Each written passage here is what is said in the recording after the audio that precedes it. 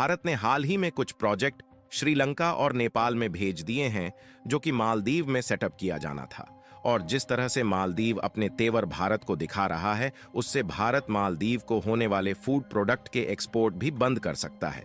यानी भारत जो अभी तक मालदीव की मदद करता आया था, उसने भारत से ही पंगा ले लिया है।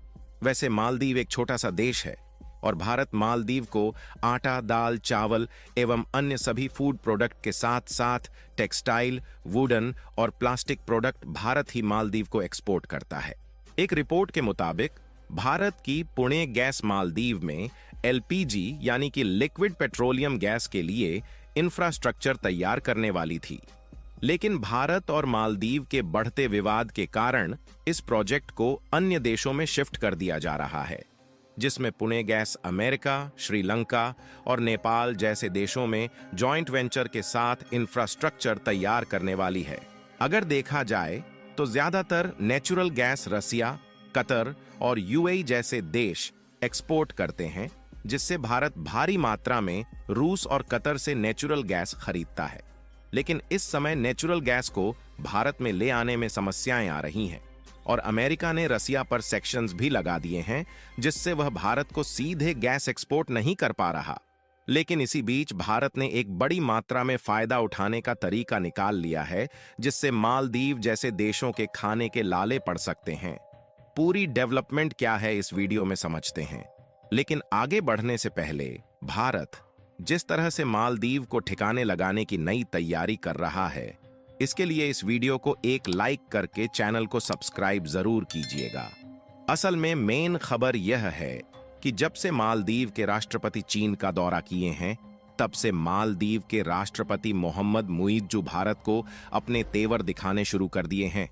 हालांकि मोहम्मद मुइज्जू भारत विरोधी पहले से ही माने जाते हैं, क्योंकि जैसे ही राष्ट्रपति बनते हैं, भारतीय सैनिकों को बाहर निकालने की प्रक्रिया शुरू कर देते हैं। और उनकी दूसरी सबसे बड़ी गलती यह थी कि ये भारत से मिलने के बजाय चीन और तुर्की जैसे देशों की यात्रा करते हैं, जबकि भारत मालदीव की हर कठिन से कठिन परिस्थितियों में पहले भी मदद करता आया था। यहां तक कि साल 2014 में जब मालदीव के डिसैलिनेशन मशीन यानी कि समुद्र से पानी फिल्टर करने वाली एक बड़ी मशीन में आग लग गई थी, तो उस समय भारत ने वाटर ऑपरेशन शुरू करके एक बड़ी मात्रा में मालदीव में पानी पहुंचाया था। वैसे तो मालदीव की जिन कठिन परिस्थितियों में भारत ने मदद की है, उसको भूलना नहीं चाहिए, लेकिन मालदीव अब उसे भूल चुका है। लेकिन जब मालदीव ने भारत के द्वारा किए गए एहसान को भुला दिया है, तो भारत भी अब मालदीव से दूरियां बनाना शुरू कर चुका है। अभी तक तो मालदीव और भारत का विवाद केवल इन्हीं दोनों देशों के बीच था, लेकिन जब से मालदीव के राष्ट्रपति मोहम्मद मुइज्जू ने चीन के साथ मिलकर भारत के खिलाफ 20 एग्रीमेंट पर समझौते किए, तब से भारत और मालदीव का विवाद और ज्यादा बढ़ना शुरू हो गया। आपको बता दें कि मालदीव के राष्ट्रपति जब चीन गए हुए थे, तो उन्होंने चीन के साथ 20 एग्रीमेंट को साइन किए हैं। और अगर इस पर ध्यान दिया जाए तो ये सारे एग्रीमेंट भारत और मालदीव के रिलेशन पूरी तरह से खत्म करने के लिए ही किए गए हैं। इसीलिए भारत ने भी मालदीव से दूरी बनाने की तैयारी शुरू कर दी और पहले जो इंफ्रास्ट्रक्चर मालदीव में तैयार करने के लिए भारत खर्च करता था, अब उसी खर्चे से लक्षद्वीप को एक अच्छा टूरिस्ट सेक्टर बनाया जा रहा है और लक्षद्वीप में वह सारी सुविधाएं प्रदान करने की कोशिश की जा रही है जो मालदीव में भी नहीं मिल पाती। और भारत कुछ एलपीजी प्रोजेक्ट मालदीव में जॉइंट वेंचर में स्थापित करने वाला था, जिसे अब श्रीलंका, नेपाल और अमेरिका जैसे देशों में शिफ्ट किया जा रहा है। लाल सागर में हूथी विद्रोहियों के हमले के कारण भारत का जो ट्रेड रूट है, वह डिस्टर्ब हो रहा है। इसके लिए भारत की पुणे गैस एलपीजी प्रोजेक्ट का इंफ्रास्ट्रक्चर अमेरिका की एक कंपनी के साथ ज्वाइंट वेंचर में सेटअप करने जा रही हैं। इससे जो अमेरिका में नेचुरल गैस है, उस पर आसानी से काम करके एलपीजी में कन्वर्ट किया जा सकेगा और इससे भारत को एक बड़े लेवल पर फायदा होने जा रहा है। यही नहीं, इसके अलावा इस रिपोर्ट के मुताबिक पुणे गैस अपने इंफ्रास्ट्रक्चर को श्रीलंका में भी एक्सपैंड करने जा रही है, जिससे भारत और श्रीलंका के ट्रेड रिलेशंस और भी मजबूत हो सके। अगर भारत श्रीलंका और नेपाल जैसे देशों के साथ ट्रेड रिलेशंस कमजोर करता है, तो चीन उसमें कूद सकता है। लेकिन भारत इस गलती को बिल्कुल भी नहीं करने वाला है और श्रीलंका के साथ अपने ट्रेड रिलेशंस को पहले से ही मजबूत करना शुरू कर दिया है।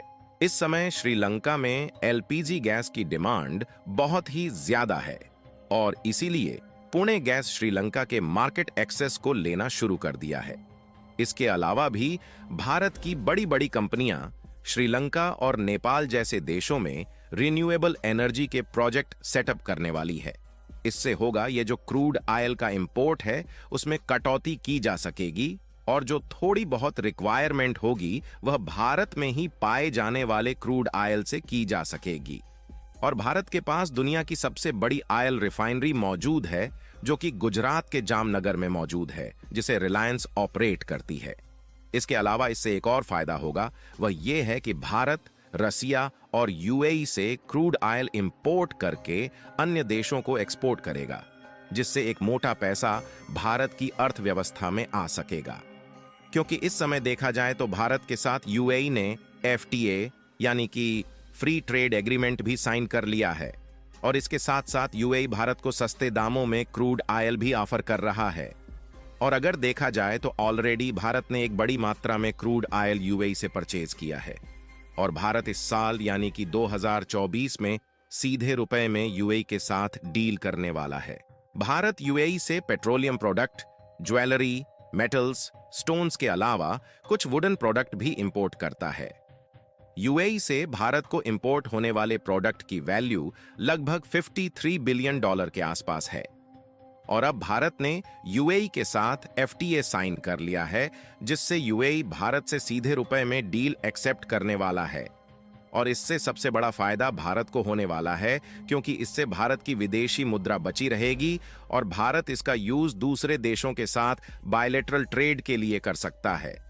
हाल ही में एक हफ्ते पहले यूएई के प्रेसिडेंट गुजरात की एक समिट में आए हुए थे, जहां पर भारत और यूएई के बायलैटरल ट्रेड को और भी ज्यादा बढ़ाने की बात की गई। इसके अलावा भारत से यूएई को होने वाले एक्सपोर्ट में लगातार इजाफा देखने को मिल रहा है, जिसमें हर साल लगभग $3 बिलियन की बढ़ोतरी हो रही है। यदि पिछले ईयर भारत से यूएई को होने वाला एक्सपोर्ट देखा जाए तो उसकी वैल्यू लगभग $32 बिलियन के आसपास है। यानी कुल मिलाकर भारत ने अन्य देशों के साथ अपने बायलैटरल ट्रेड को बढ़ाने की प्रक्रिया शुरू कर दी है।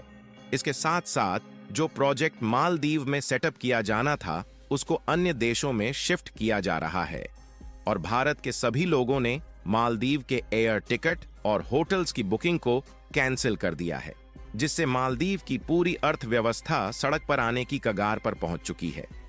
चीन भले ही मालदीव का साथ देने की बात कह रहा है, लेकिन वह इस तरह से मालदीव को कर्ज में डुबाता चला जाएगा। अगर आप देखें तो मालदीव वही गलती कर रहा है जो गलती को कुछ सालों पहले श्रीलंका ने चीन के साथ हाथ मिलाकर की थी। बाकी आपको क्या लगता है कि जिस तरह से तैयारियां लक्षद्वीप में चल रही हैं, भारत मालदीव से भी अच्छा टूरिस्ट सेक्टर बना पाएगा या नहीं? अपनी राय कमेंट में जरूर बताएं।